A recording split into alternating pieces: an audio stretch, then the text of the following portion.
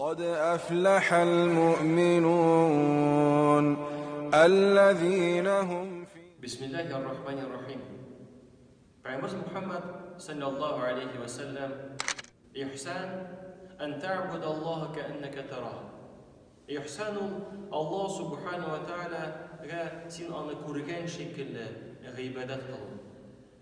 Fa in lam takun tarahu fa innahu yarak. Agarda sen uni ko'rmasan, qoidalariga sen bo'lmaysan, niyindigina amal qilmaysan, niyindigina so'zlar aytmaysan, Alloh subhanahu va ta'ala seni ko'radi. Shunga ko'ra g'ibatgina tug'il.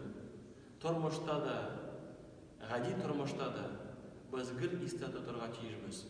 Alloh subhanahu va ta'ala bizning bilan ham Alloh subhanahu va ta'ala biz qilgan amallarni ko'rishi.